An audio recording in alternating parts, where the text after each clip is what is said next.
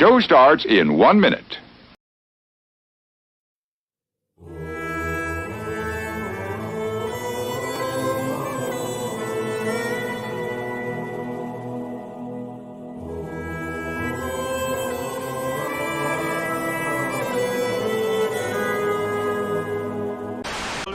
Good evening, folks, and a hearty welcome to our drive-in theater. We have a wonderful evening's entertainment lined up for you, one that will provide several hours of pleasurable relaxation and diversion for you and your family. Like 9 out of 10 film stars, Raquel Welch uses Lux Beauty Soap. Well, no, I like to be a woman and a man to be a man, you know. We hope you'll make this a weekly visit. You love the tasty array of snacks we have to offer. Bring your friends. There are always wonderful new pictures to see. We hope you have a wonderful time.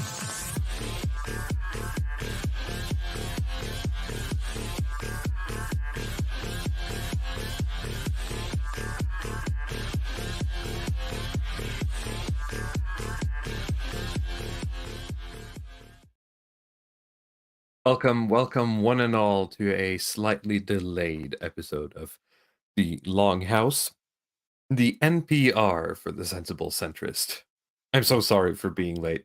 Initially, it was 100% my fault. I was running a bit late, and it's been snowing the past couple of days, which sort of just tends to compound the issues of running late for people.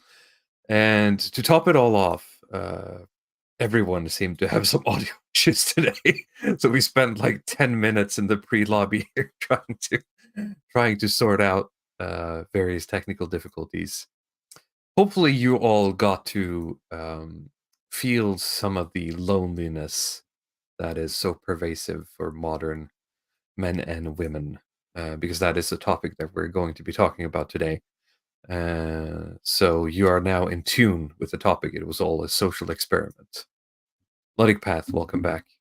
Thank you. It's all part of the plan, guys. It's all part of the promise. plan. And if it wasn't part of the plan, it's part of the plan now. It's part of our new sort of avant-garde immersive experience type of programming, right? Yes, exactly. Leo Borealis returning as well. How are you doing? I'm doing fine, thank you. And hopefully we have fixed my sound issues as well. Because it's a lot better now. I would try to not move as much because it seems to be picking up on some like noise when you're touching the microphone, but it's a lot better. Yeah, well, and we'll try to sit still. Very good. Also, we have Hitman joining us for the first time. You contacted me after I made a Twitter post about getting some people on for this, and you have your own YouTube channel where you streamed a lot of history stuff. Is that correct? Yes. Well, what sort of happened is I started out by appearing on a few streams with Apostolic Majesty, and from there I kind of, did my own channel. So yes, there is history, but there's also a bit of philosophy on there as well, and even a bit of poetry, and a bit of everything. Very good. Yeah, I noticed you have a lot of streams as well recently with what's his name, Furious Pertinax. Oh yes. Mm-hmm. Talking about Caesar, things like that. Nord Huger here in the chat with the $2 for Let's Go. Yes. Now, this topic is going to be a bit more freeform. I titled this, a lot of the things we've had, I've titled The Longhouse Discusses Something, usually when we're doing interviews or talking about very specific topics. This one is a bit more of an explores, where it's just going to be us talking about some of the things we've learned, some of the things we've observed when it comes to the topic of loneliness in modernity. And it started with Ludwig Path wanting to read the book The Century of Loneliness, and I sort of jumped on that as well by reading a large part of Bowling Alone by Robert Putnam. And so that's some of the stuff that we're going to be pulling from when we're talking about these things, I think. Yeah, I can give a little bit of trivia as to where the concept came about. And this is not just for this episode, but many previous Longhouse episodes. It originates from the book booth, which is a concept that they've started to do in the municipality that I live in, where they've converted old phone booths into book booths. And it sounds pretty gay, but I mean, it's a very straightforward concept. You just have this booth where you can leave books and pick up books as you want. And usually, like, the library will leave books there if they've gone out of date, as was the case with this book, The Lonely Century, that I picked up among with some other interesting titles, where I've got the Norwegian 2020 version, because apparently it was outdated. They had to put in a lot of additions regarding stuff that happened with COVID and so on. So, I mean, that's an interesting fact. The episode that we did on the media stuff, the meta politics, where I talked about Reset, that was also a book that I found in one of these booths. So it's a nice way to get out of my media curated digital ghetto bubble and find some material. What do you mean? Don't you enjoy watching sort of like an endless stream of content of women saying retarded stuff and being dunked on, accompanied by Sigma music? I'm just getting like transvestites in my feeds. So yeah, we need to take a break from. I mean, I talked about this on Twitter as well. I'm just so sick of like opening social media and just seeing like entire feed full of like anti-transvestite accounts. At this point, I mean, I feel like it's just getting really old. It feels like we're just sort of laughing at mentally ill people at this point. It's sort of a non-starter for any kind of serious movement. So I've tried to garden, or what do you say? Let's try to cull my feet a little bit to remove a lot of this useless sensational crap and focus on something a bit more interesting. So, I mean, I'll just make a quick introduction to this book, The Lonely Century. I mean, I called it The Century of Loneliness because I've gotten the translated version, so it's like an English translated to Norwegian, translated to English title that would be The Century of Loneliness, when it's actually called The Lonely Century. So, I mean, the author of the book, Norina Hertz, is sort of an academic author, economist, you know, TED Talk circuit. She's very much sort of a airport literature type character. That's sort of how I could describe her. The early life section is exactly what you'd expect. I was going to say, I did look her up. Yeah, she ticks all the boxes. all of the boxes, of course. But it's, of course, this book is slightly less subversive than you'd think. I mean, it has like the regular sort of self-contradictory shitlib ideology points, but I feel like it touches on something that's very crucial. And in these spheres, we talk about atomization. That's a sort of topic that comes up over and over again. I don't think we use the term loneliness that much, but it's very much within the kind of the same space of what's being discussed. And there were a lot of the ideas that were brought up here that could be used as sort of launch pads to have other discussions. So that's why I wanted to do an episode. And I mean, I wasn't sure what we could add to it, but, you know, bowling alone is another thing that I just wanted to look into. So I'm very happy that you could read a little bit of it.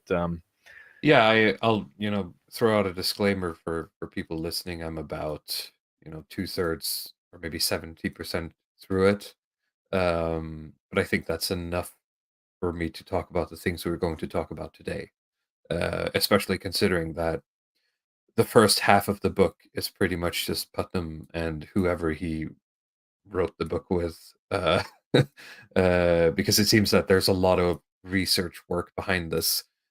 So the first half of the book is pretty much him just listing a bunch of data points, like the what's of what's been happening in America in terms of participation in civic life and community activities, as he would put it. And then the third or the second and third halves are more into the whys, which have some interesting stuff as well, but it's very data heavy. So I might be able to provide at least some perspectives on that. Yeah, that's nice. It's also, of course, very American. So, I take thought it so with as well. Yeah, you got to take it with a grain of salt when you're sort of extrapolating that to Europe to a certain degree. But I think it's also, it's useful in the sense that we usually think that what happens in America happens here, just, decades later. And we can already see some of the effects, I think. Yeah, I feel like everything in the United States is always scaled up and accelerated. So we're getting a Sure. slower, like weaker version of whatever they have. Yeah. The Lonely Century as a book by Narina Hertz is, I mean, it's a lot less data heavy, and I think purposefully so in order to be a sort of mainstream book. But to try to explain kind of the thesis of the book, the main ideas that are being discussed, if the author is, like I mentioned, an economist, where it's really trying to look at the concept of loneliness as a sort of externality of certain ideological and technological factors that have come about in modernity and in like very late modernity where we are, or sort of late post-modernity where we are currently, and looking at, okay, what are the sort of the costs of loneliness, and then what are the causes of loneliness, and then going through some more kind of trivia stuff about what are the the loneliness economy, and then looking at some prescriptions as to what policy decisions can be made to mitigate the loneliness. But I think a sort of nice place to start would be, I mean, you got the sheet that I sent you, to look at the definition of loneliness and maybe discuss a little bit around that. Sure, we can do that. Let me just bring up the tab here. I see Nord Anon in the chat says, I'm listening to TikTok edits with funk music in the background. Don't worry. After this, I'll start playing the Subway Surfers and Family Guy edits for you Zoomers to be able to pay attention. It's fine. Here we go. What is loneliness? Do you want me to just read this first page here? Yeah, you can just read it. I mean, I had to paste it a little bit, so you might have to scroll to get the full okay, so context. it's multiple pages. Okay. Yep. What is loneliness? The UCLA Loneliness Scale was first developed in 1978 by a trio of researchers who sought to create a quantitative tool to measure one's subjective feelings of loneliness. It takes the form of 20 questions designed to ascertain not only how connected, supported, and cared for respondents feel, but also how excluded, isolated, and misunderstood. It remains to this day the gold standard in loneliness research. Most of the studies on loneliness cited in this book use this scale or a variant of it to assess a respondent's loneliness. Please take a few minutes to complete it yourself, blah, blah, blah. How often do you feel that you are in tune with the people around you? How often do you feel that you lack companionship? How often do you feel that there is no one you can turn to? How often do you feel alone? How often do you feel part of a group of friends? How often do you feel that you have a lot in common with the people around you? How often do you feel that you are no longer close to anyone? How often do you feel that your interests and your ideas are not shared by those around you?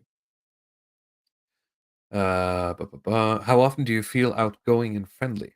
How often do you feel close to people? How often do you feel left out? How often do you feel that your relationships with others are not meaningful? How often do you feel that no one really knows you well? How often do you feel isolated from others? How often do you feel that you can find companionship when you want it? How often do you feel that there are people who really understand you? How often do you feel shy?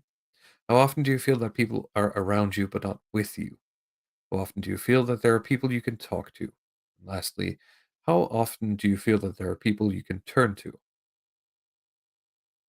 Okay. Do you want me to keep going? Yeah, no, I mean, we could probably stop here. It's formatted a lot nicer in the book, so it's a bit crammed because of the e-publication formatting, but you get the idea. I mean, you rate yourself from like very much agree or very much don't agree, and then they give you a score, and based on that score, they sort of try to assess how lonely you are. I don't know. I mean, how does the panel feel about this one? Is this good? I mean, is it? Do you think there's something missing here, or is it like just too academically overthought? I was going to say some of these are a bit broad, like as in they're not going to give you really good data.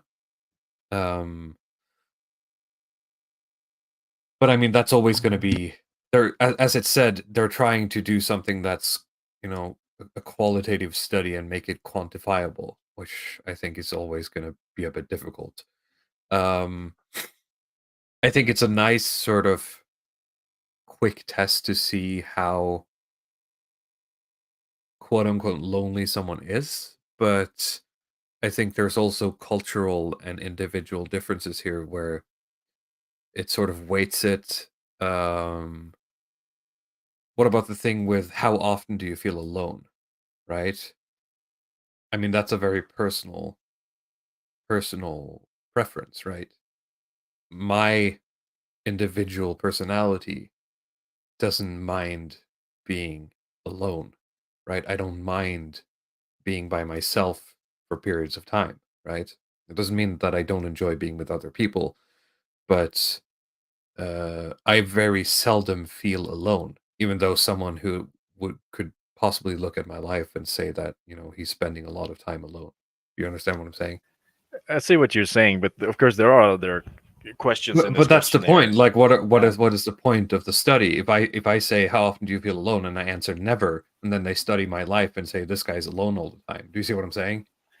Yes, so of course there has to be more to it than just how much you're actually in isolation from other people. And I mean, you could very much be in company of other people around the clock and still score pretty highly on this scale. If you look That's at fair. Yeah. like you feel the feeling of shyness, or like you feel like your Some of these relationships are are meaningless. also kind of how connected you are to sort of the societal zeitgeist or mainstream, I feel. Yes, Big that's Brain exactly Content it. says, And if you aren't part of a consensus, you're lonely. That's kind of what I'm yes, kind and I'm getting a vibe, as the kids say, from this questionnaire. well, I mean, it is from like the UCLA, right? So there That's is a fair. sort of political dimension to this, and that's something that the author goes into in the book as well. Because there's not, I mean, it's not just about being alone, but it's like if you're feeling like you're just kind of out of tune with everything With around you, society. even though Yeah.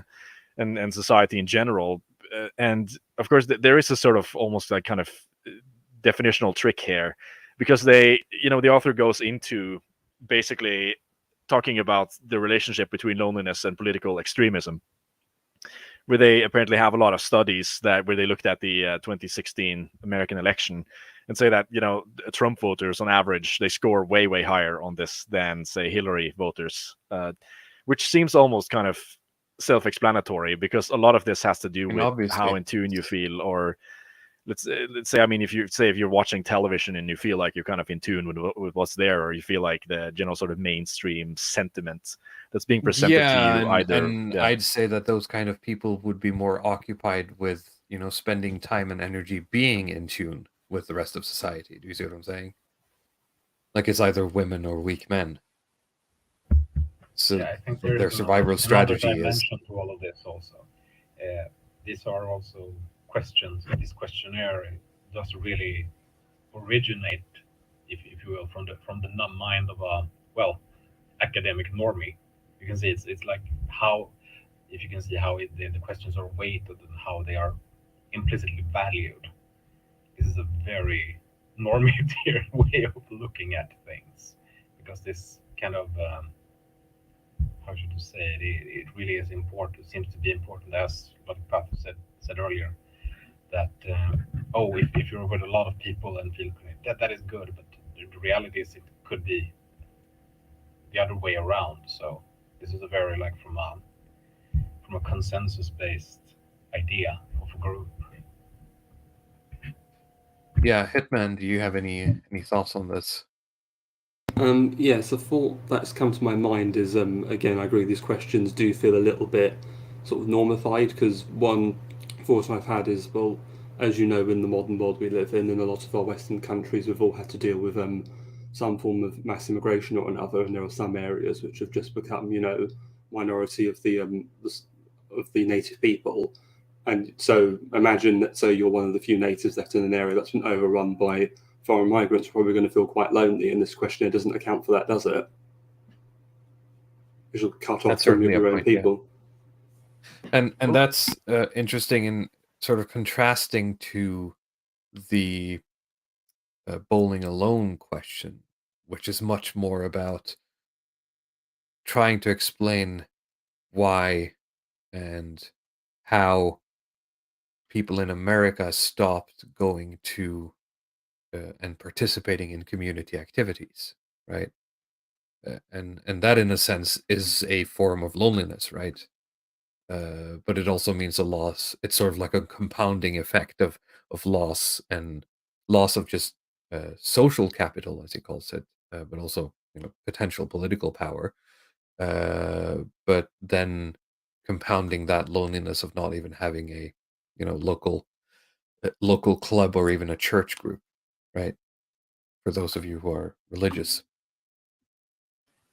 Yeah, and I think it's a very widespread phenomenon that we would typically refer to as atomization, but there is this kind of Yeah. subjective dimension to it of loneliness that's going to come along with that, right? And Definitely, yeah. like you said, I think that even if you frame it in terms of like participation in civic organizations or local community, you would still intersect with this questionnaire in the way that Yeah, definitely. you would strike out in a high score if you had if you went from participating in like local civics organizations, church and so on, and then you went to basically the typical American case that you had to move across country for a job. Yeah. Into from a rural area into like a metropolitan city, and but that's also a thing that you could criticize Putnam for in Bowling Alone, is that he's very much a slave, deliberately so, to the quantifiable parts of it. He will pull up statistics like people who are members of church groups have on average 40% more face-to-face interactions per day, right, than people who aren't. But that says nothing about the quality of that interaction, right? In terms of this this questionnaire, right? yeah, no, I do think so, but it's something that's brought up in the book as well in the chapters on technology, and particularly with screen time, like the how much more time we're spending in front of the screen as compared to face-to-face interactions, and how that is sort of Definitely. Yeah. it is hurting people's ability to. I mean, that's one of the theses, at least from the author's perspective, that's partly why people are becoming more polarized and radical, because they. Oh yeah, that's definitely a Yeah. part of the Bowling Alone thesis as well. There's a huge chapter basically just on media and technology. Obviously, it's a bit of an older book, and the data it pulls from are a bit older, so it spends a lot of time on TV and stuff like that. But it talks about sort of the internet as well. But in general, the idea that people can get a lot of their social stimuli from the TV instead of local communities has been a huge blow to just organization, civic activity. Yeah, exactly. And I mean, it's just been blow after blow after blow. The Oh yeah, yeah. I mean, I posted it to you in the Telegram chat. It is when I try to sum up the sort of the factors that is contributing to modern loneliness. I mean, I dubbed it like the loneliness stack, right? And let's see, the things that I drew down here. It's urbanization would be the first one. If we try to go from like what started the earliest, from like the Industrial Revolution, basically. And then ideology that comes later, or I mean, of course, then we're not talking about classical liberalism, but more the neoliberal Thatcher Reagan variety. Austerity is another factor was basically that it comes along with neoliberalism. That is sort of the continuous slashing of public funding. Digital technology, I guess, analog technology could be seen as a precursor, right? Because if you just keep going back, there's always something else that is sort of causing this problem. So yeah, we can just say, tech, screens, whatever. And the well, latest again, one, I think to pull again from Putnam's book, I think the big one he stresses when it comes to technology is the replacement of an organizational communal activity with watching TV. It's not the TV or the technology in itself. It's the replacement of everyone has to watch the news at the same time instead of hanging out together, right? because everyone feels like they have to catch up on the news because that's part of their life now, instead of just going to the local bridge club and then talking politics. Do you see what I'm saying? Yeah, I mean, I completely get that, but I mean, there's a part of me that actually felt like, everybody watching it at the same time was like more social than Well, what we and have that's now. also an argument Like, he makes, that even then, compared to now, even that is better than everyone watching their own news at their own time, right? yeah, it's So as you said, you can sort of just keep going one step back all the way here. um, Um, Yes. so speaking of the technology question, another example I can actually think of is even to do with sort of wider sort of group interaction and entertainment. Because back in the day, before you had things like TVs or video games, if you wanted to have entertainment, you'd have to sort of come together and do like a group activity or maybe like a board game or something. But then they invent video games, and so that's a bit more isolated because you don't need a large group for that particularly. You can just sit on the couch and play it. But then I suppose back, say in the 90s, you at least had some games like Street Fighter where you just have like couch co-op. But nowadays, where everything's on the internet, you don't even need that anymore. You just sit in your room and play with people around the world. There's no need to even get together in person anymore. Yeah. no, I totally agree. Like Web 2.0 has been a huge driver of this. It's having the smartphone with the internet and the Wikipedia and like the Google artificial intelligence algorithm that knows exactly what you need to know, meaning that you can have this game experience, both like the multiplayer and the single player, completely by yourself, and you don't have to consult anybody else. Because like you said in the beginning, even if you were playing single player games, so if you got stuck somewhere, well, tough luck, right? You had to go, you had to have like a community that you could talk to, like some other people who were playing the same game, to figure out what you were supposed to be doing in the game, or you had to go out and buy a magazine or something. So, I mean, even that's gone now, that you can get all of the information online instantly. And also, well, you were mentioning obviously about the whole Thatcher and Reagan and neoliberalism, though this is who I'm thinking of is a little bit before then. I think a lot of their points would sort of presage this, and it's Thomas Carlyle, because in a lot of his work, the main essay that comes to mind of his is The Present Time, where he sort of lambasts the what he calls the reduction of everything to the cash nexus. Nobody has any strong bonds or relations anymore. Yeah. Like in the past, in medieval times, you'd have like the feudal lord and his peasants, or maybe you'd be like a monk in a monastery. No, that's dead and gone. Just Putnam says everything. even in the mid-century, you had, if nothing else, the bonds of a local union, right, at your work. But even that has been sort of atomized into individuals competing amongst each other, right? Certainly. There is a thing here, and that is also that one should also look at this idea of the organization that does exist, how it has gone from local to mass and scale. It has gone, from. There's a whole chapter in Bowling Alone where he sort of starts out by questioning that a lot of American organizations have gone from being chapter-based organizations with local influences and local offices to larger sort of Washington-based organizations. But what's weird, he says, is that the amount of organizations have grown incredibly. There's so many more organizations in number and in percentage per person than before, but there's no people in them other than sort of like the bare bones to keep them running. So there's a lot of these basically empty shell organizations that exist only sort of like as fronts for NGO work and political lobbying, basically in Washington, that no longer and hasn't for a long time represented anything real or anything on the ground. Yeah, And I imagine it's just like three lawyers who are calling companies about why they don't have exactly, enough yeah, pride flags on yeah, on their logos, right? or some Greenpeace stuff, or whatever. And what I think is kind of interesting to look at.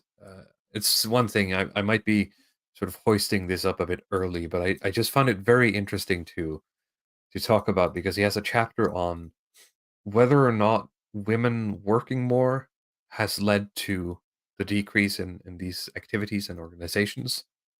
And he says that working women, as he calls them, are spending more time on organizational activities than women who are stay at home.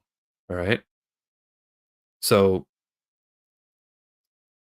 even though you would expect that women who stay at home spend more time on organizational activities, that's not true.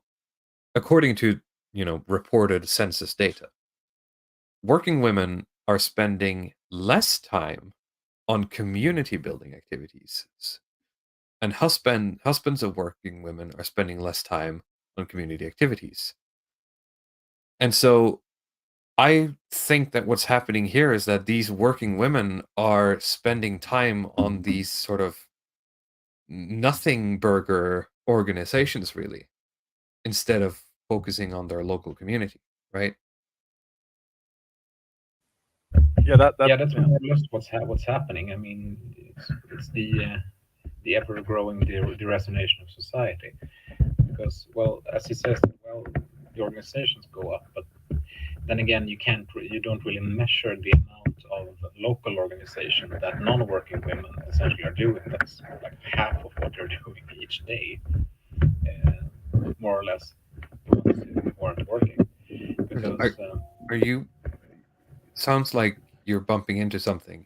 Are you in a car? me, no. Yeah. All right. What the hell is that then? It sounds like you're shaking your microphone a lot. That's really weird. All right. I think it stopped. Whatever. Well, yeah, it was I'll just have to buy a new microphone, a proper one. It's a bit better now. But yeah, I just think it was a bit of an interesting data point where, it seems like it's contradicting itself, but I think what's happening here is that the work is being put into something that technically doesn't exist, really. Yeah. I mean, it becomes like a room full of mirrors. It doesn't go anywhere, but it's a lot of it's like the saying, it's a lot of activity, but nothing's happening.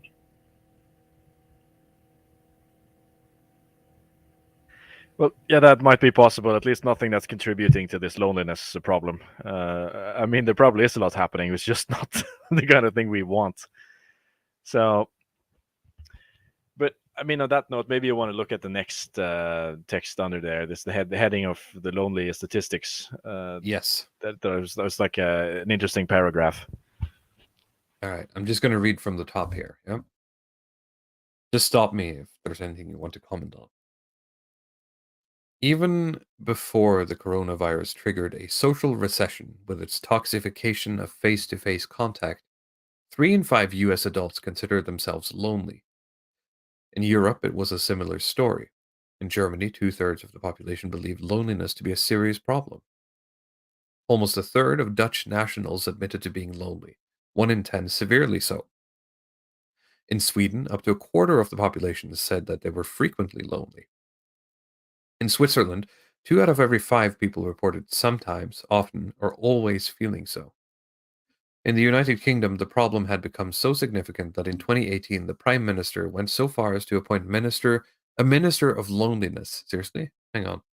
UK Minister of Loneliness. Who is the Minister of Loneliness? I actually don't know. This is news to me, and I'm from Britain.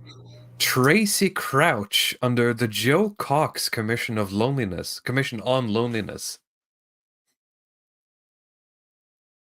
What the? So Joe Cox ordered someone to investigate, and who was this? Okay, the final report was released in December 2017. So it sounds like this was shut down at some point. Rachel Reeves. Aftermath. Joe's friend Rachel Reeves continued to lead an all-party group working on loneliness even after the commission was wound up. As of 2020, the Joe Cox Foundation still works on the problem of loneliness in partnership with government and other charities. January 2018, Prime Minister Theresa May accepted the final report's recommendation creating a ministerial lead for loneliness with the intention that the new role will ensure loneliness reduction remains an enduring parliamentary priority.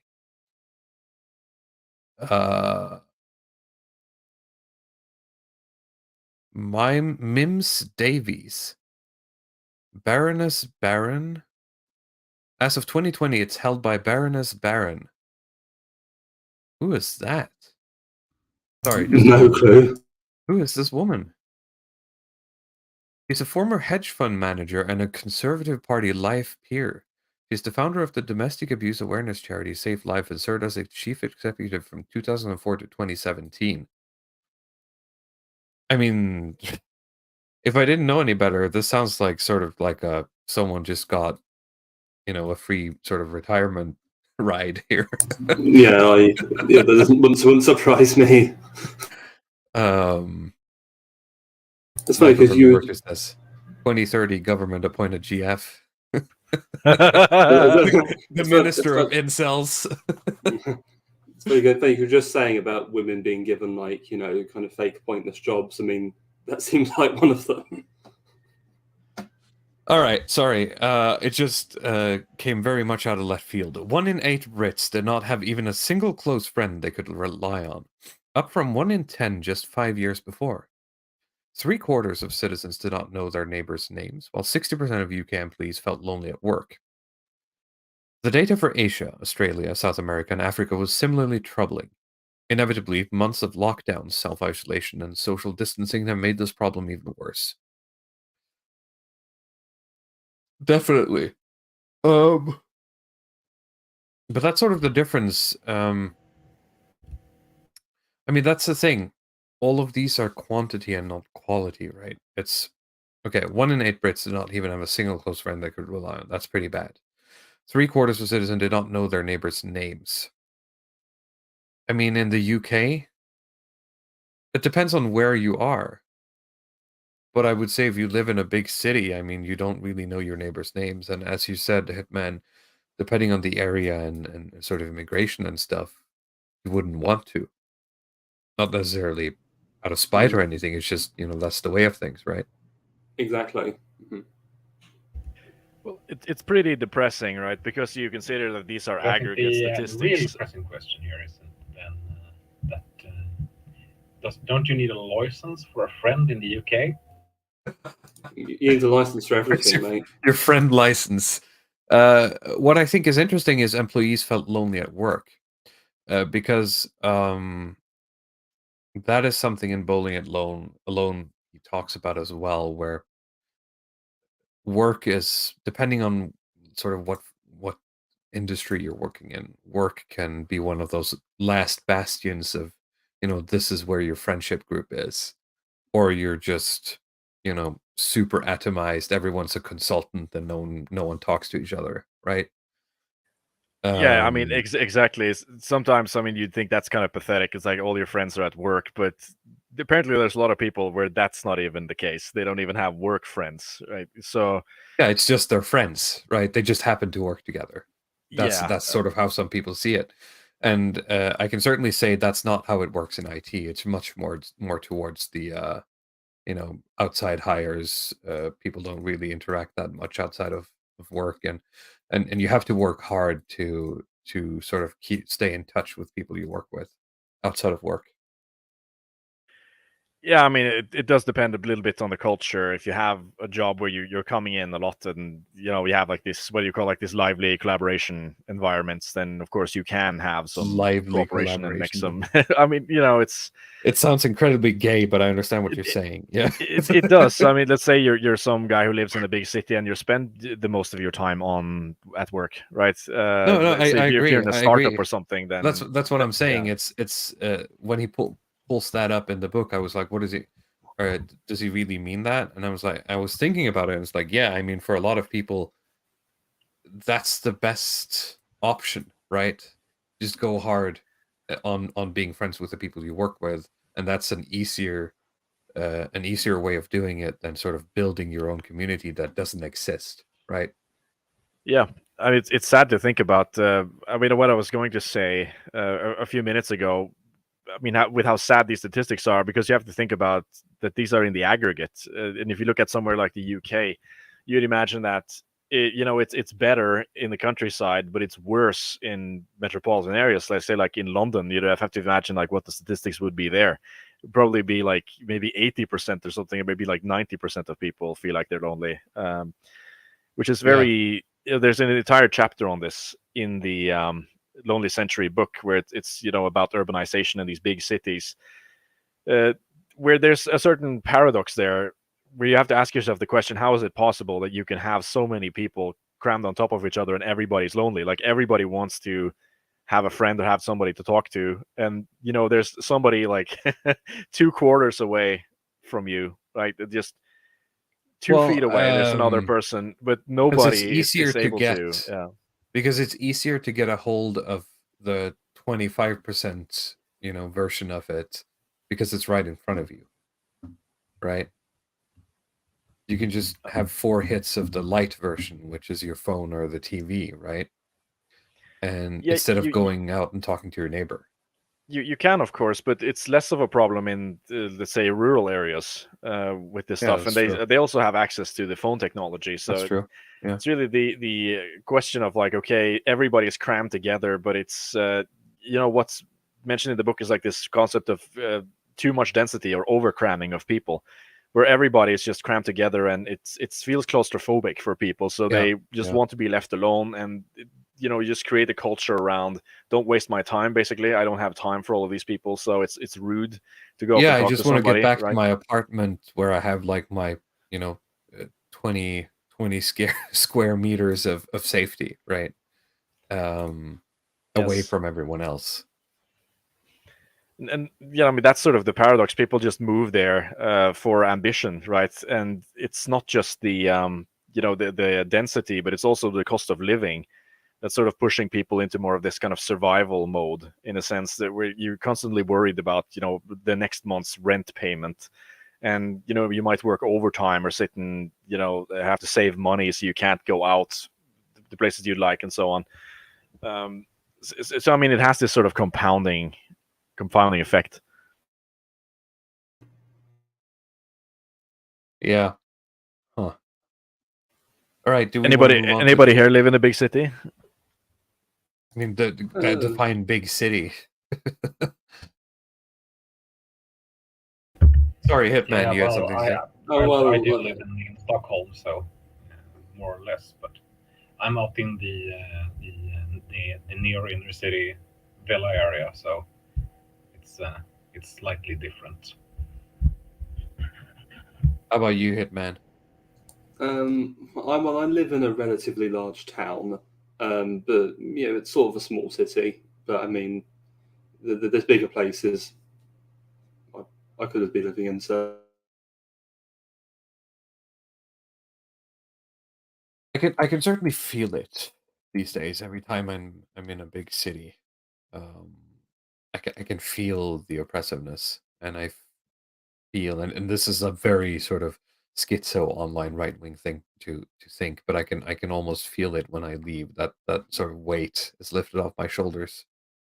I feel the same, because in my town over the years, they just keep building more apartment blocks as the years go by, and that area's filled in now, or they built that up, and it really does feel oppressive. Yeah, but I concur.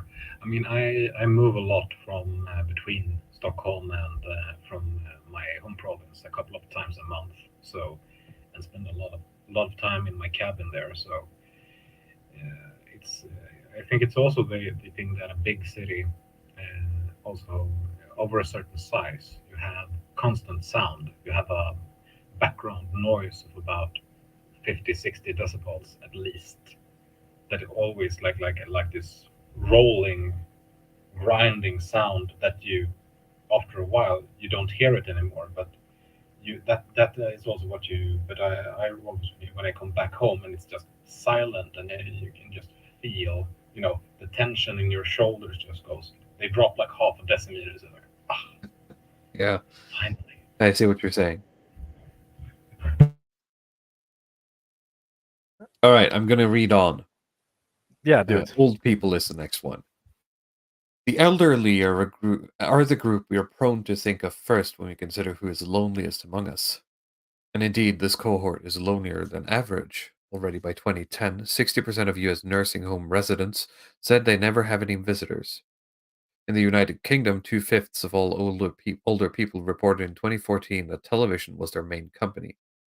Meanwhile, in Tianjin, China, 85-year-old grandfather, one of China's millions of lonely elderly, gained international fame in 2017 when he posted a notice on his local bus shelter.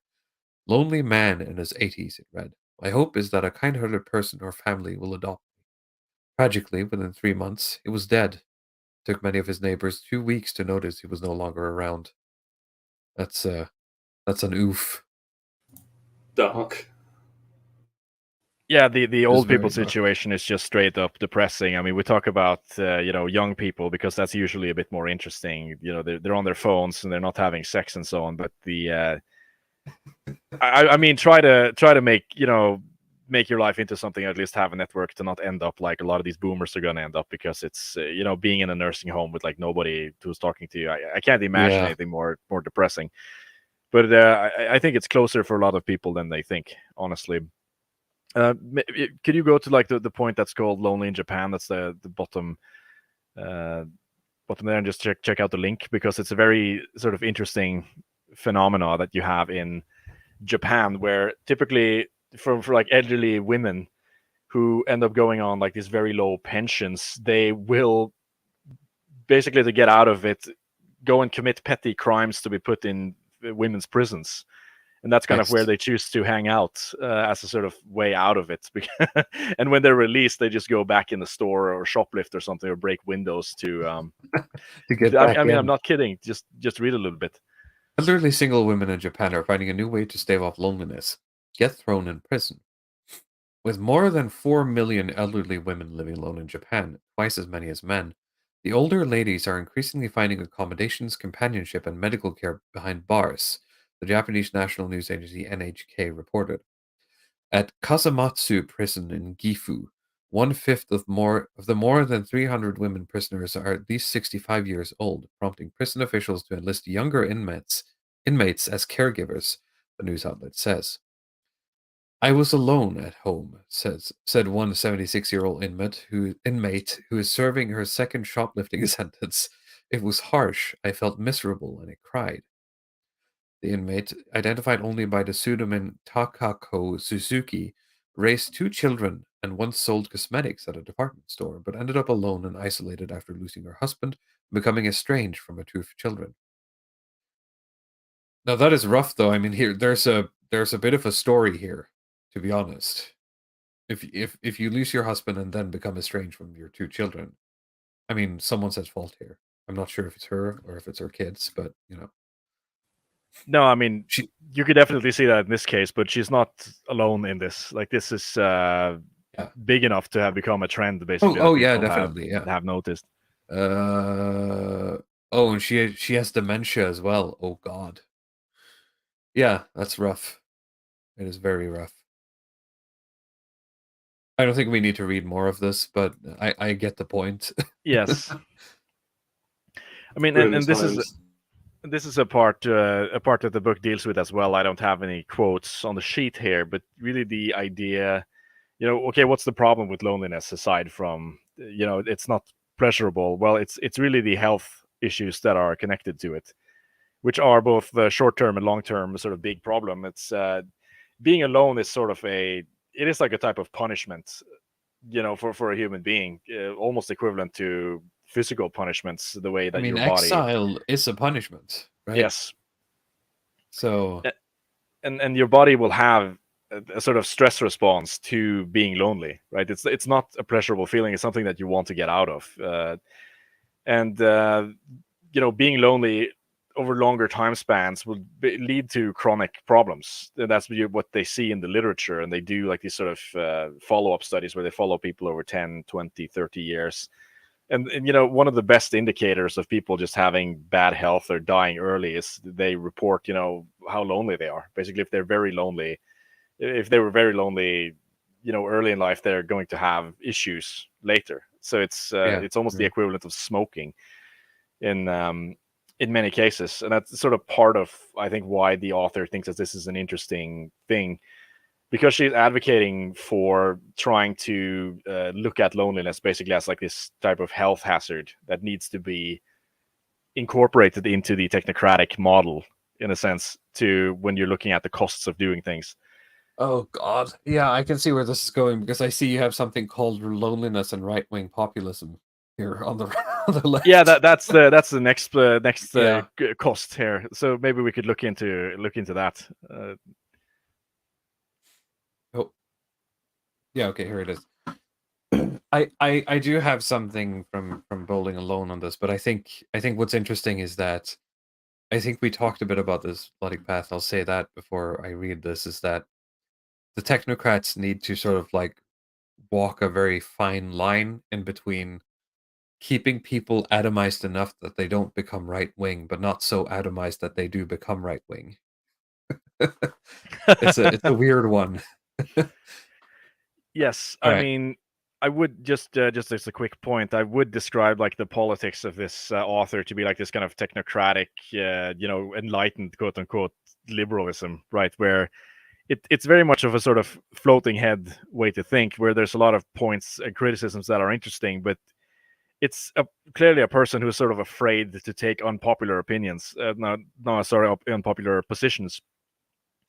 Like, she will talk about how, say, neoliberalism is a cause of loneliness, and that's bad because, when people are alone, then they become right wing. But then she'll also, in the next breath, talk about, well, people who live in these rural communities where they have labor unions, and you had like a standard trad culture. They were, they were also right wing.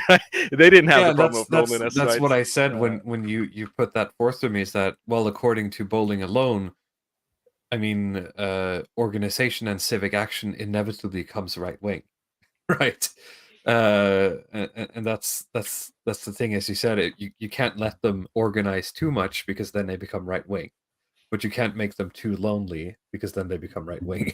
Yeah, so there's just no right answers for these people. They have to try to dream up, the vision is like the Netflix future, right? That's sort of what they have in Right. mind, these sort of artificially diverse communities where every person is like a different race or gender, The or solar some punk sort of, future where everyone is the perfect shade of brown. Yeah. yeah, and they're still cooperating like there's absolutely no problem, right? But yeah, go on and read the paragraph, and then we can discuss further. Yes. Loneliness and the politics of distrust. As early as 1992, researchers began to pick up on a correlation between the social isolation and votes for the far-right Front National's Jean-Marie Le Pen in France. In the Netherlands, researchers crunching data gathered from over 50,000 participants in 2008 found that the less people trusted that those around them would look after their interests, not deliberately do them harm, the more likely they were to vote for PVV, the Netherlands' nationalist right-wing populist party. Across the Atlantic, a 2016 poll by the Center for the Study of Elections and Democracy asked 3,000 Americans whom they would turn to first if they needed help with challenges ranging from childcare to financial assistance, to advice on relationships to getting a ride. Before I go on ahead, 3,000 Americans is like nothing if you're doing a study, by the way. Well, we already know that all polls are fake and gay. That's fair. They're only meant to reinforce the idea that the pollster wants to push forward has Very good. some kind of connection with reality. Yes, very good reminder. The results were revealing. Donald Trump voters were significantly more likely than supporters of either Hillary Clinton or Bernie Sanders to have replied not with reference to neighbors, community organizations, or friends, but simply with, "I just rely on myself." They were also more likely to report having fewer close friends and fewer acquaintances, and spending fewer hours a week with both. Other researchers at the Public Religion Research Institute, investigating the traits of Republican supporters in the final stages of the Republican primaries in 2016, found that supporters of Donald Trump were twice as likely as those of his main opponent, Ted Cruz, to have seldom or never participated in community activities like sports teams, book clubs, or parent-teacher organizations.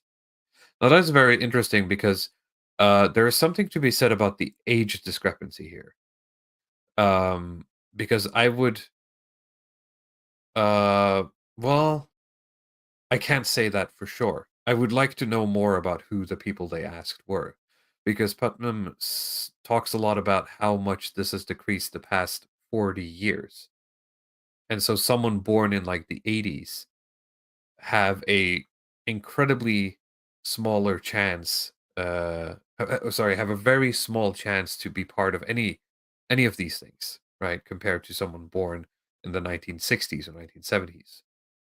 So I'm not sure if there's an age thing here. Yeah, I would suspect that as well, but nothing is revealed in the text as far as I know. Yeah. The corollary also holds true. A major study that looked at 60,000 individuals in 17 European countries over the course of 15 years found that the people who were members of civic association things like volunteer groups and neighborhood associations were significantly less likely to vote for their country's right-wing populist party than people who were not. The researchers drew similar conclusions for Latin America. Now that's interesting because when reading the data that Putnam puts forward, but that might be, my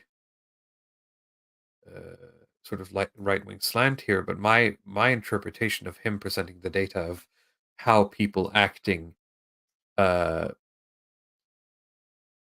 people sort of the data that correlates with people being in neighborhood associations, for example, or civic associations, I see as correlating more with right-wing values, with the other data he puts forward. But maybe But of course, I suspect reading that it these wrong. are newer studies, right? And Yeah, and reflecting that's a what sort I'm of thinking different. because he's pulling from like 1950s Yeah, data, that's a little right? bit different. Which is I like, mean, well, a guy who's like actively civically and politically in the 1950s is going to be mega based compared to someone who's that today, right? yes, exactly. I mean, I think like the active political class today, it's much more, Well, say and on the that's the left. thing too. He Yeah. pulls ahead as well. Is that the working class, the American working class, which I would argue is a lot more right wing than the European working class, at least back in the day, right? If you look at the 1950 to 1970s, were hit a lot harder by this than the intellectual class. So the intellectual class is still, to a certain degree, or to a better degree, still more a part of these associations than the working class. The working class is almost entirely gone from civic associations. So, Yes. So, it's all fake, and it's just, lefty university graduates who are running things. but then, I mean, a lot of the stuff in this paragraph would hold true in a sense that if you would just poll the, what is left of the American working class, say like the Pennsylvanians and the, Yeah. the miners who are out of work and so on, like they would probably feel a lot more atomized and isolated. Yeah, I yeah. mean, I think everything supports that. So if that would certainly have been a driver for Pennsylvania turning for Trump, for example. Uh-huh. Yeah. But this is saying, yeah, it's saying the opposite. Yeah, I see what you're saying. It's an interesting. It's not really a contradiction. It's more. This is very complex, I guess. I'm trying to get out there. It's a very complex problem, and it's. I think reality is that the atomization, as you said, is the core problem here, and any solution to it, according to the regime, other than just take your pills and don't worry about it, has to be labeled as right wing, right? Well, yeah, I mean, particularly with the native populations, I think that's very Yeah. true. Sorry, I'll continue. It seems that the more enmeshed we are in our wider community, the more we feel we have people around us who we can rely on. the less likely we are to heed the siren call of right-wing populists. And while correlation does not necessarily mean causation, there is a logic for why this should be so. This is one of those anything you say before a but doesn't really mean anything.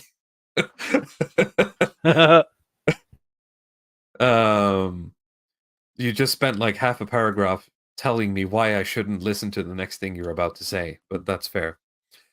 But it is through joining local associations, volunteering, taking on community leadership roles, or simply taking part in community activities or maintaining our friendships that we are able to participate in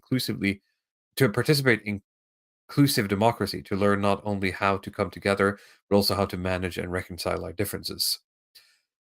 I mean, yes, but here's where the difference in Putnam and this is, because this is something that I was going to criticize Putnam for originally when I read like the first half of the book, because he pretty much says the same thing, right?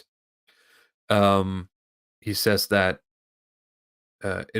he has this sort of view that all of these civic associations have a lot of political power, which I think in 2022, and for anyone, let me pull out the best-selling book, The Populist Delusion here by Nima Parvini. Give me a second, because in the very first page, it says, a recent empirical study showed that public opinion has a near zero impact on lawmaking in the USA across 1,779 policy issues. In fact, and that's a testing theories of American politics.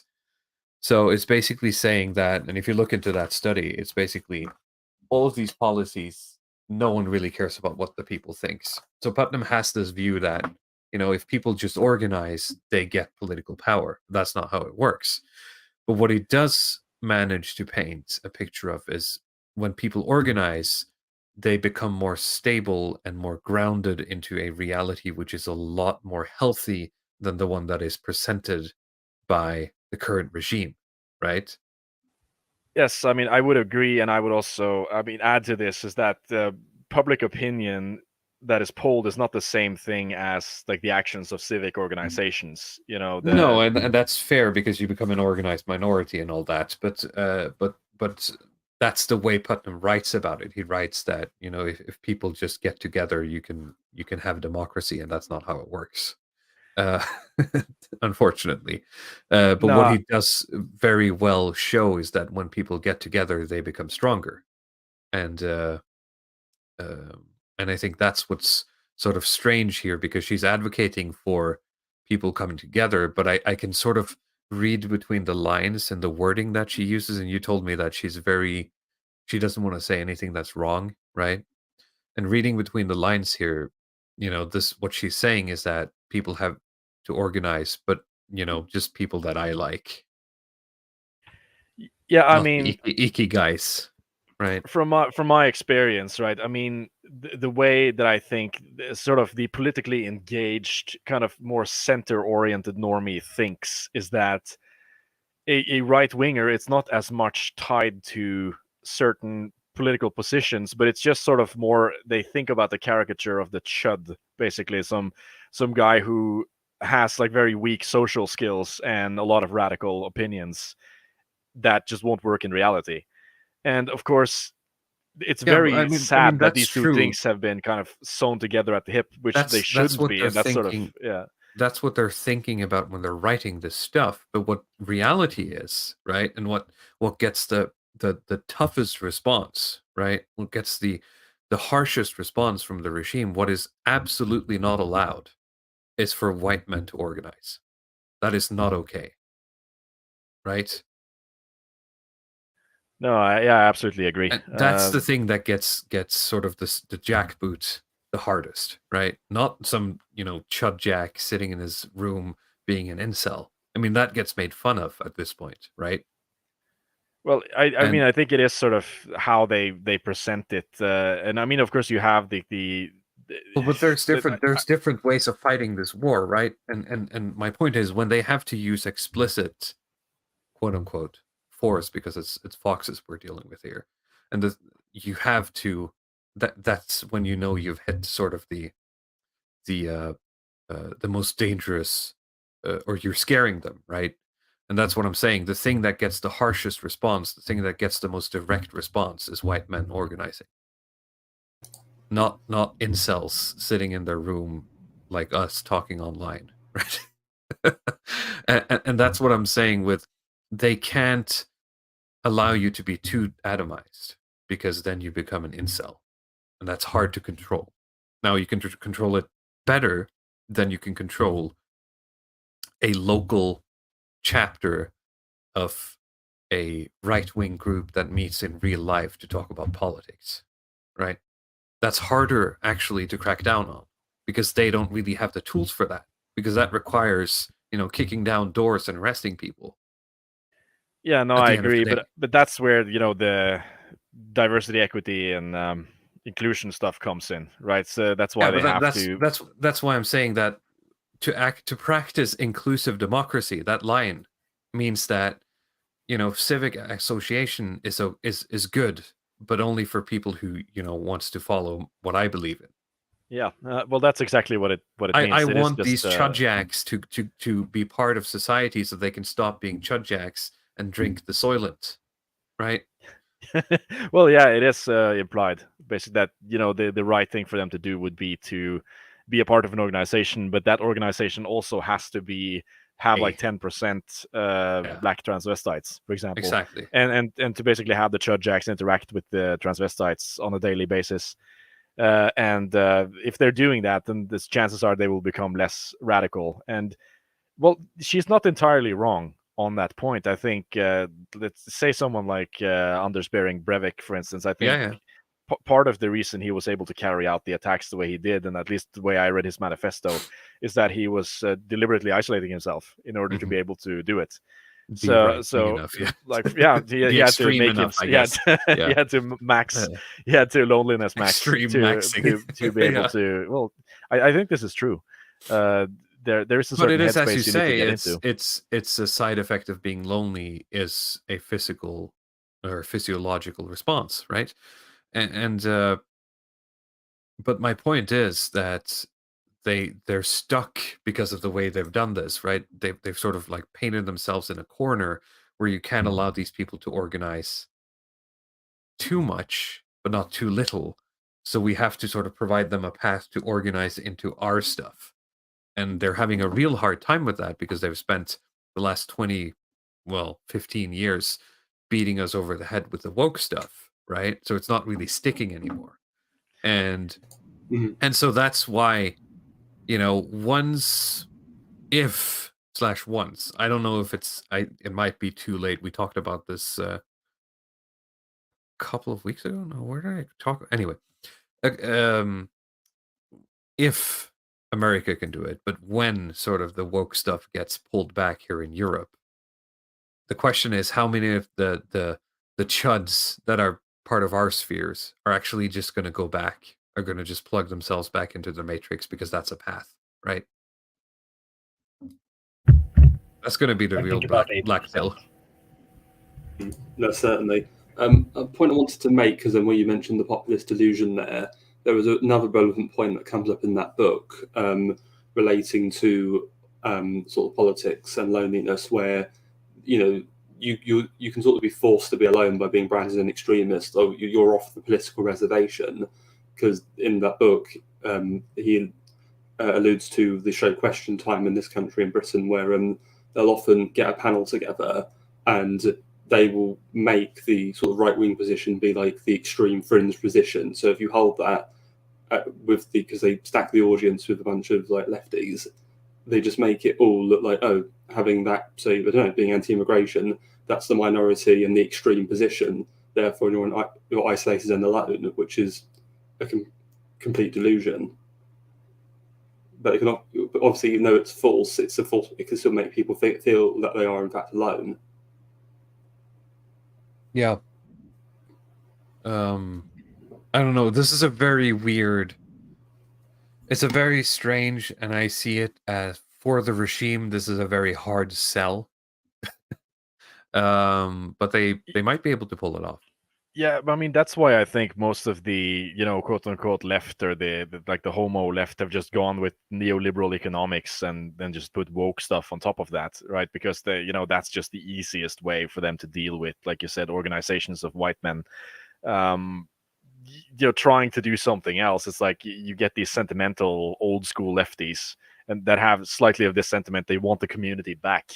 They want the community back, but they don't want the xenophobia. They don't want the kind of hardcore exclusionary aspects of it.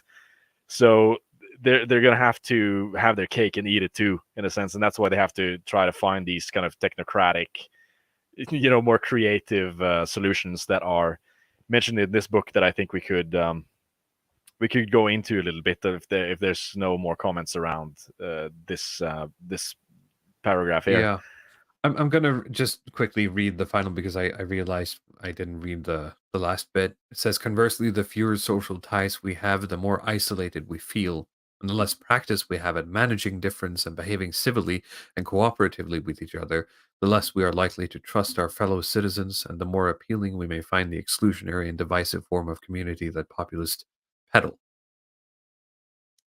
Which I would say is, I mean, it might be true, sure, but I don't think it's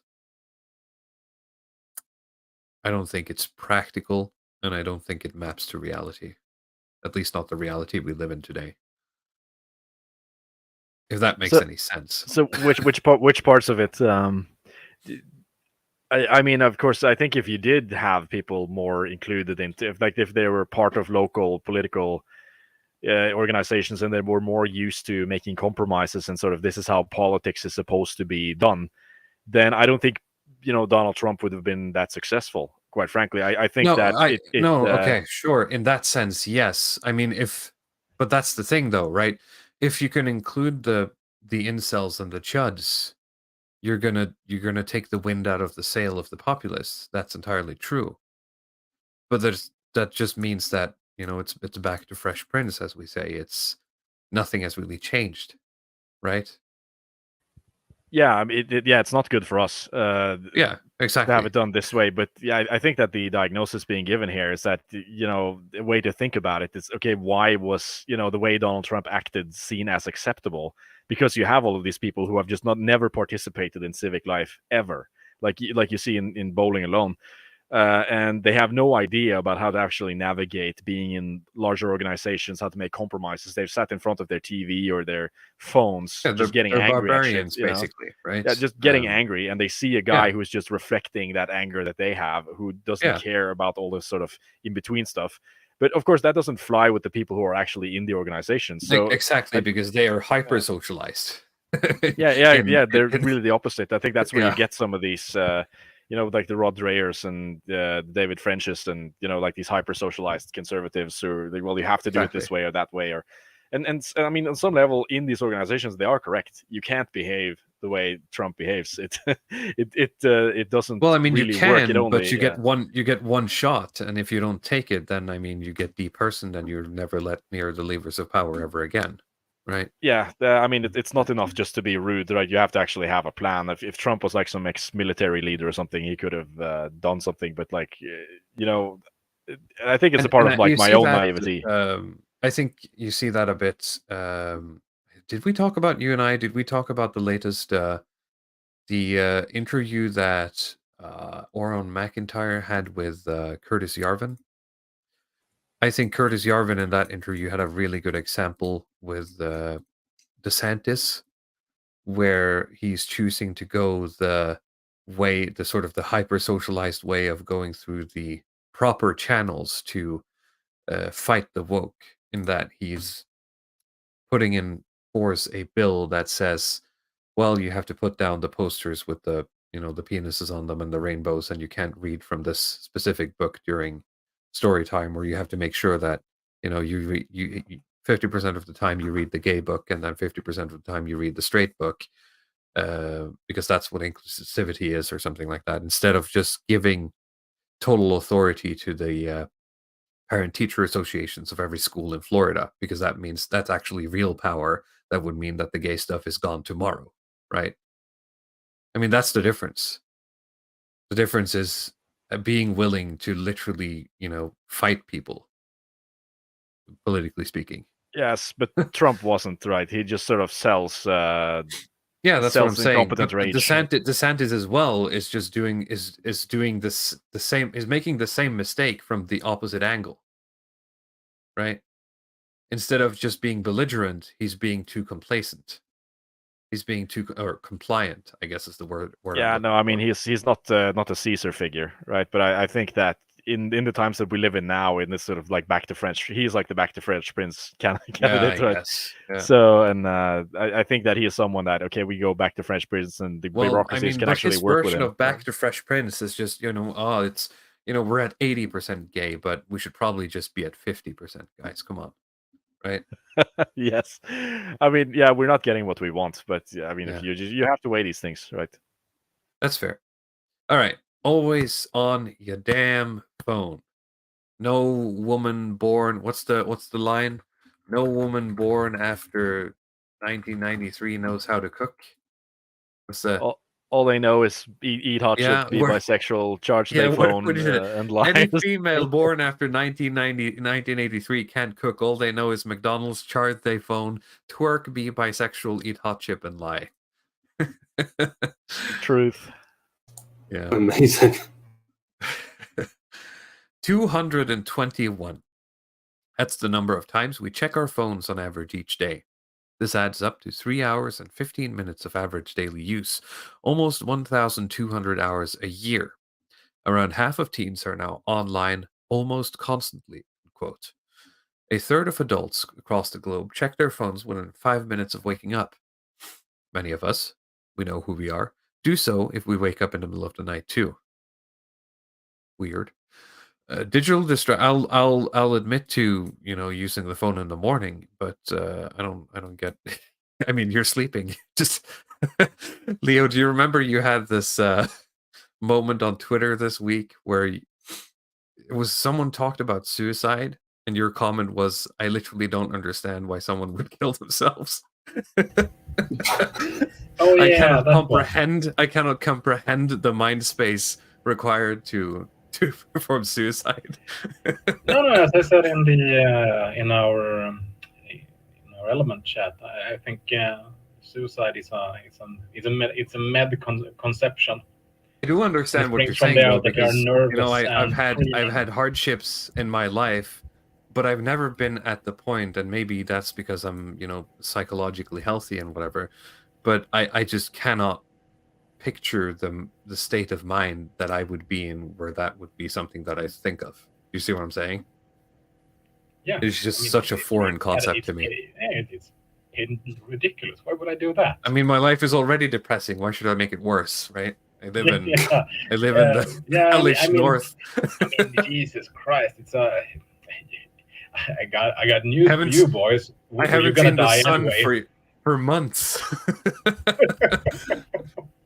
It's snowing everywhere, and then it becomes a little bit warm, so it all becomes like slush, and then it becomes -10 during the night, so it freezes in the form of the slush, and then it becomes more snow on top of that, so you have like fresh powder on top of clumpy ice.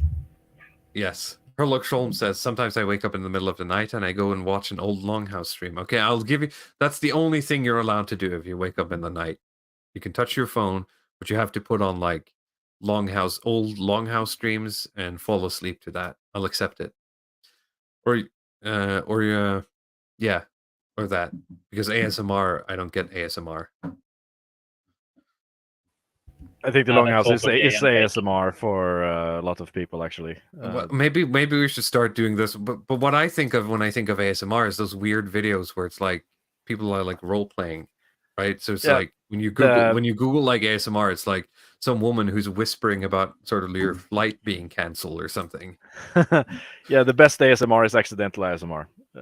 Yeah, it's people not trying to be ASMR. Just somebody like Bob Ross, for example, you can have it on in the background, and it's so relaxing. Yeah, I can see that. I can see that. Yeah. Yeah. Sorry, okay. Accidental. I thought you said dental. You said best ASMR. That's even better. What the fuck is that? Soft crushing of the season. Yeah, someone recording like the various dental tools just going off like in your mouth. Yeah, that's lovely. Yeah, Logic Path has a weird dental fetishist. Now we know that. Thank you. Yes. The gentle Yeah, brushing sound. Yes. Sorry, Hitman, did you want to say something that's probably like 2 topics ago? No, I'm okay. Okay. A third of adults, okay, they're checking the phone when they're waking up in the middle of the night. Digital distraction has become so bad that in Sydney, Tel Aviv, and Seoul, cities with particularly high smartphone usage, urban planners have taken drastic steps to manage public safety.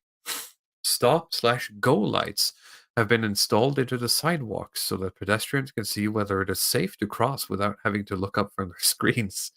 One road in Seoul is even deploying lasers at intersections that trigger a notification on the zombie pedestrian's smartphone, warning them that they're about to step into traffic. It is an innovation undoubtedly inspired by the fact that in a 5-year trial of stop-go lights in South Korea, pedestrian injuries fell by 20% and fatalities by 40%. It seems that for some of us, the never-ending content streams on our smartphones are more compelling than ensuring we don't get hit by a car. Of course, I'm not This is a bad idea. I mean, this is to encourage it. I mean, this is the last bastion of keeping the the final Darwin Awards. Yeah, I mean, getting run over by a car because you're looking at your phone when you're crossing the road. If they're gonna import this into Europe, then I'm sorry, I'm gonna start a brigade that starts to quote unquote rescue lions and tigers from zoos and well, you can start. in densely You urban can areas. do like you can do like nighttime ops civil disobedience where you have like a gang who goes around and tapes over the lasers so that the sheeple don't get the notification on their phone and then they walk out into traffic. Yeah, and also installs feral bears in alleyways. My word. Okay. Of course, I'm not the first person highlighting the amount of time we're spending on our phones. Nor is this a blanket Luddite attack on those little computers in our pockets. Does anyone want to make a blanket Luddite attack on those little computers in our pockets? Every day, all day. The questions I am posing are particular ones. How central are these devices to the loneliness crisis of the 21st century? And what makes this 21st century innovation in communication so different from all those that came before?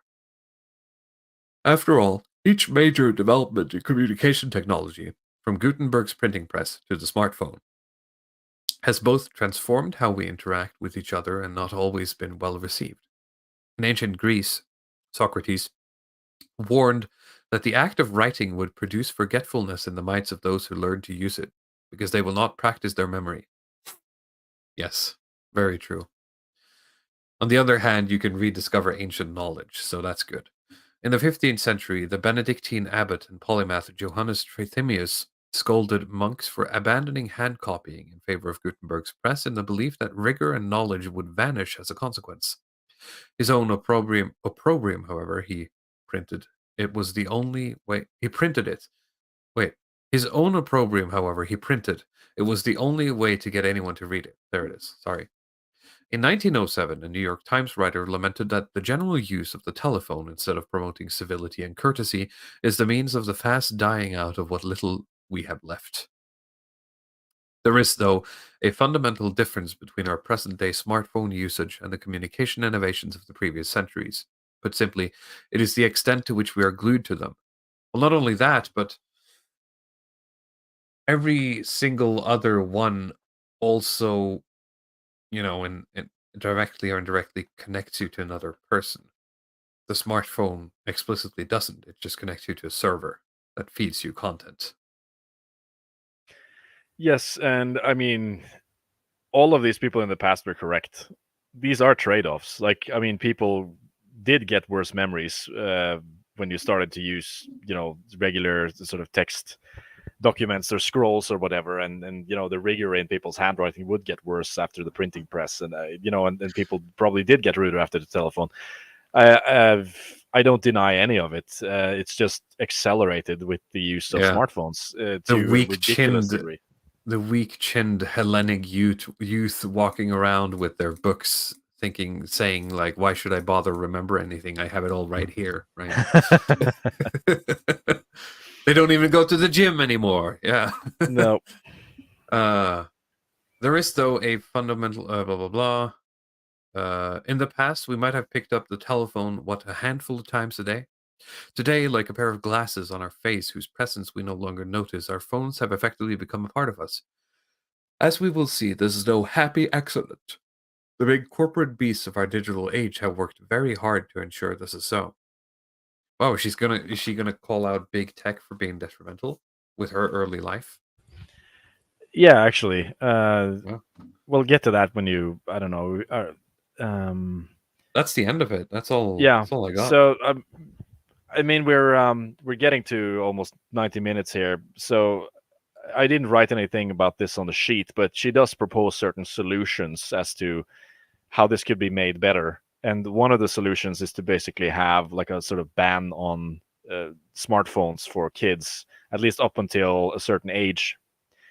Which, I mean, in my view, it's a perfectly legitimate solution for this. It's probably extremely unpopular, but if you can just bring enough, quote unquote, science to the table, then I think you could. Yeah. I actually think this would improve society quite a bit if kids up to a certain age are not allowed to use smartphones. I don't know if anybody has some objections to that as to why this wouldn't be like a based in red pill way to deal with it. No, it's perfectly sensible, and I think the problem is that so many people today just need this constant stimulation, whether it's a phone or a computer or a television. We've sort of lost the ability to have, because if you're actually talking to someone, it's like a two-way conversation or endeavor, where with a machine, it's a one-way relationship, isn't it? Yes, and it's very much sort of on, you get to have it on your own premises. Everything is just on demand, and like you just do so little with this, like the amount of social laziness that's being promoted with this way of communicating. It's just incredible. I mean, people do complain about, ghosting and stuff like that. I think that's probably the pinnacle of it, where you can just sort of leave conversations. I mean, you could do that in the past as well, but the idea that you don't just do it with conversations, but you do it with entire relationships. You just stop responding, and then that's it. and then it's over. It's probably the pinnacle of laziness. And like the thing is that it's become so normal as well. So, well, yeah, I guess we're all for it. I'll bring up some of the other solutions that she proposes. One of them is, she dubs it compassionate capitalism, but what it actually is really more of like what I dubs like the sort of normal Nordic model type welfare laws or welfare solutions, like say, healthcare, like single pay healthcare, workers' rights, or things like, I mean, it's a very, very broad category, but okay, say something like having certain days that are protected in the week, right? You can't work on Sundays, for example. Even though that's something that comes out of a Christian tradition, I think it's something that could mitigate loneliness, or at least that's something that's suggested. I don't know how people feel about that. I mean, we already have that. Like, I don't know. Well, and I do support it. It's not universal, right? I think in the United States, I mean, no, of course not. But I'm just saying, from our perspective, obviously, we're going to say yes because we already have it, right? And I mean, of course, there's a question to how much, the economic safety of these type of welfare programs actually do mitigate loneliness. I mean, to some degree, if you're completely, always in a kind of survival mode, thinking about where your next paycheck is going to come from, then that could impact your ability to connect with other people. But at the same time, I mean, if you don't have to do anything to get the money, if you're some like UBI solution, that would also be horrible in terms of social skills. So I don't know they're where in the a bit of a balance point pickle. is. Yeah. I don't know. Can you?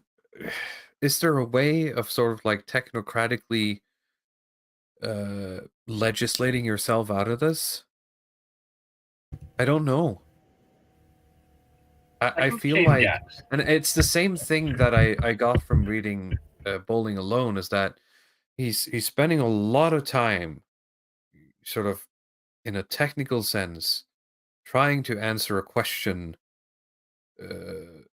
that really, an artist or a poet should be answering, which is sort of why has the nation lost its soul, right? Well, because bureaucrats. Well, sure, but I'm saying, like, this is the wrong type of person to answer that question because they don't have the Yeah. I tool mean, set. he is essentially the person that is creating. I'm not hearing anything. You are eating your microphone. I'm sorry. Try again. Nom, nom, nom. Try Does it again. work now? It's better now. For fuck's sake. Yeah. I'm gonna go buy a microphone tomorrow. This is ridiculous. We'll skim some of the top of the Longhouse fund, the super chat fund, and we'll get you a microphone. Yeah, well, I'm gonna supply you with some prize books anyway, so I guess we can make a trade. Yeah. What did you want to say? I hate the great Satan.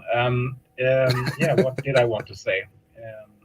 I'm just gonna shut up. Okay. On that note, I don't know if we have anything more to say. Hitman, do you have any final thoughts? Yes. Another thinker who most people probably wouldn't associate with the topic we've been discussing this evening, but he actually has a very good section on it, is Bertrand de Juvenel. Most people know him obviously for his book On Power, but he did another book called Sovereignty, and in that book there's a chapter called The Group, and he sort of talks about the sovereignty of the individual and the sovereignty of the group, and he basically just says that the idea of the sovereign independent person is completely rubbish. Man is dependent, not independent. We very much always rely on each other, and it's not natural for us to be atomized and separate from each other. And he sort of identifies three main sort of ways man can be sort of ingratiated with his fellow man, either through the family, through what he calls the milieu of existence, so where we're sort of, though we may live alone, we sort of interact with people in our wider community as we go about our daily life. Or the other example is through what he calls the unit of action, which is either like a sports team or like a military unit in, say, the army. You have to work together with people as part of something bigger than yourself. Yeah, that's very true. It doesn't have to be anything sort of big or important, just that you're engaging in something productive with someone else, right? No, absolutely. Bloody Path, any final comments? Yeah, do you think we're going to round off? Because I had like a few. Yeah. If you have more, I mean, go ahead.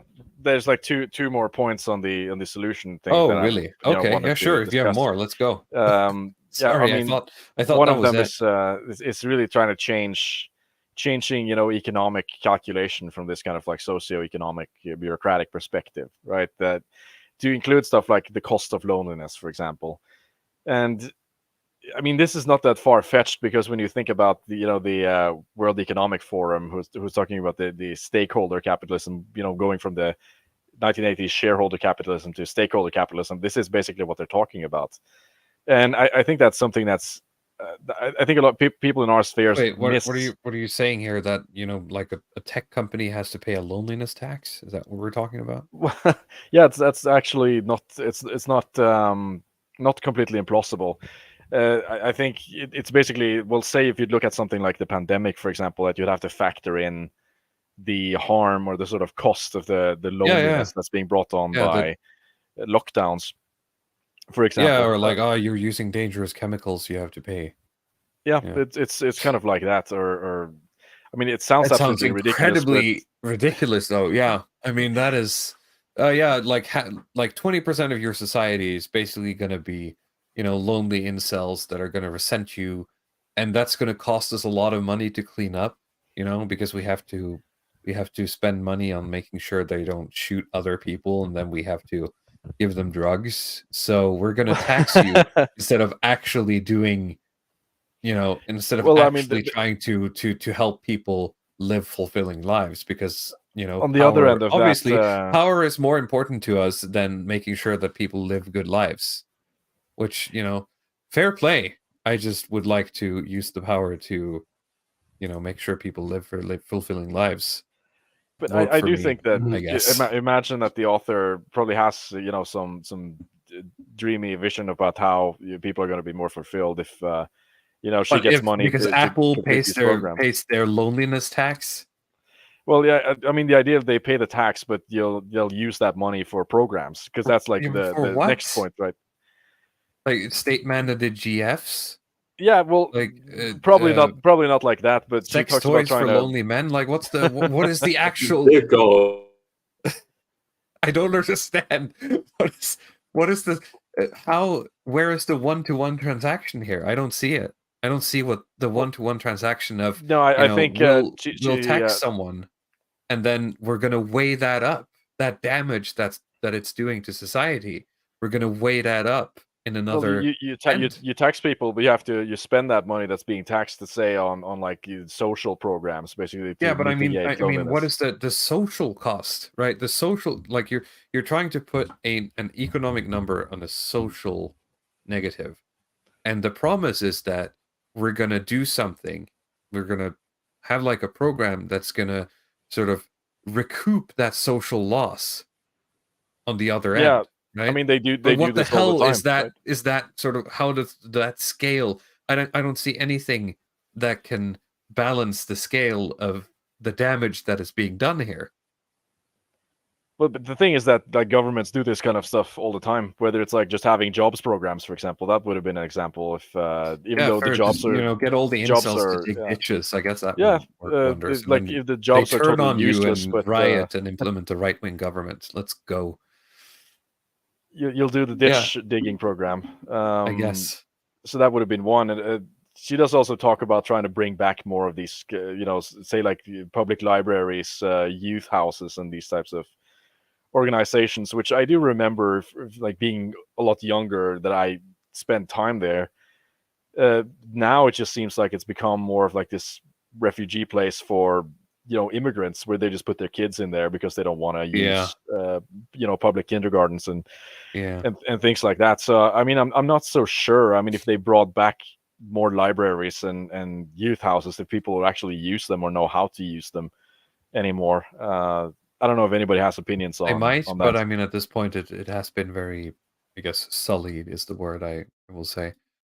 And no, Lucky Pants, I will not chill. I am seething about how technocratic these solutions are. And I feel it is very much warranted. But I mean, that is one of the things that will work, because that's actually, local community association. The question is, what is the local community in a multicultural society? Yeah, no, I mean, I don't know either. It's a sort I of don't a think thing that anyone knows. I think that's sort of the issue, right? I mean, just like we've talked about these sort of like fertility incentives that they've tried to implement. Yeah. That just do absolutely nothing. I suspect that a lot of these technocratic social programs, by bringing back the youth club or something, it would be probably as effective as the as like the pro-natalist policies that they've tried to implement and got no results from. Roger Cook says, not sure libraries are exciting to the youth now. Well, I mean, it's not my fault that they are not stocking, like it's, you can only find Evola books and like Bronze Age pervert books in there. If you do that, the kids will flock to it. Mark my words. Yeah, we'll get money from the government to make base libraries to de-radicalize the incels. Yeah, let's go. But yeah, I think that covers the covers the spectrum, so to say. So I got nothing else. Maybe we should round off unless there's some questions from the chat. It's some drag queens in there. Fertility incentives. The app was no. It was a couple of weeks ago. We talked about the effects of fertility programs in, was it Finland or Sweden? Well, it's Sweden. I mean, they've done it in Yeah. many European countries. They're doing Yeah. it in Hungary now, right? I mean, if you get more than three babies in a family in Hungary, you're like tax exempt, right? Yeah. And you get tax bonuses, or you get like a financial bonus for having a kid, in the hopes of boosting the fertility rate. But it's not very effective. I mean, we go into this in the depopulation bomb stream. Yeah, we do. It's one of those things you put in money and the fertility goes up, and then you stop putting in money and the fertility goes down again. So it doesn't really work. Well, it's not even that. It's not. Yeah, I mean, that makes it sound like it's almost like a type of steroid or something. But the only thing you accomplish is just moving fertility forward a little bit. Well, yeah, that's what I'm saying. Like, you create a bump and then nothing happens really, right? It's like band-aiding a bleeding wound. I mean, it looks a little bit better for a moment, but then it just starts going bad again quite quickly. I mean, because the underlying condition is not, addressed. Yeah. Lumberg says removing welfare would achieve the same thing without all the structural waste.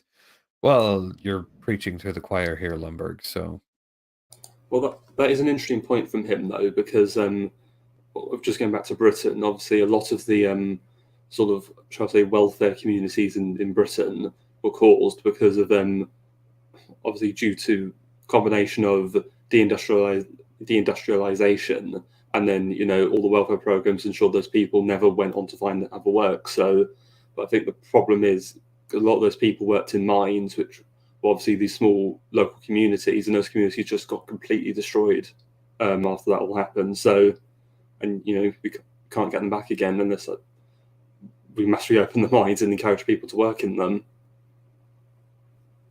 Yeah, exactly. Didn't catch the entire stream, but what could actually work in combating loneliness except banning smartphones? Well, I mean, that's what we've been talking about for the past 15 minutes. So just go back a bit, Lucky Pants, and you'll see. I think the answer is always guns. Yeah. Are you sure it's not free speech? I think we could, bring up the blockchain to fix this problem somehow. I don't know. Now listen here, partner. If you got guns, you've been doing some great polls, some telling polls this week on Twitter, Luddic Path, where you usually say, "What's the thing?" I don't know what the question was, but the answer is, and then insert. Current thing. Whatever. I mean, it's really just noticing all of these, people with their kind of pet ideologies, right? They always have the same answer to the questions, and they use any opportunity as a sort of, launch pad to just talk about whatever, whether it's the blockchain or workplace democracies or some hormone supplement that they have. So, but I just wanted to sort of gauge how my little Twitter audience felt. Hey, I have an idea. What if we digitize, like fully digitize the incels and then put them on the blockchain? What, just port them into the matrix? No. Have your own like incel NFT. Completely digitize. I mean, just upload their brains onto the blockchain and just use the carcasses for I don't know, fertilizer, something. Biodiesel. There we have the bio. Well, at least that would resolve the energy crisis to some extent. Yeah, it will keep. It will raise. I mean, there's a lot of incels. I mean, we're looking into a really untapped. What do you call them? Biocarbon fuel. Biocarbon fuel. Promise me to do a TED talk on this in the future. I'll see It sounds like it it has to be a what I can do. TEDx talk. It's probably a TEDxX. They won't send. They won't allow me into even the TEDx thing. Oh, that's the one they'll allow you into. I think that's the one because TEDx is the one that they're not the official ones. It's just random universities who can put on TEDx stuff whenever they want. Oh, bold of you to think I would be let into an actual university. Yeah, that's fair. Well, when you show up with like the gnome hat, they know, Leo. you gotta disguise yourself a bit. All right. Yeah, that's a problem. Maybe I can get a hologram spinny Sonnenrad disc going. All right, we're veering off into bullshit territories. I think it's time for us to end the stream. Before we go, we have to shill our stuff, obviously. Hitman, where can people find you? Well, you can follow me on Twitter at Hitman49441.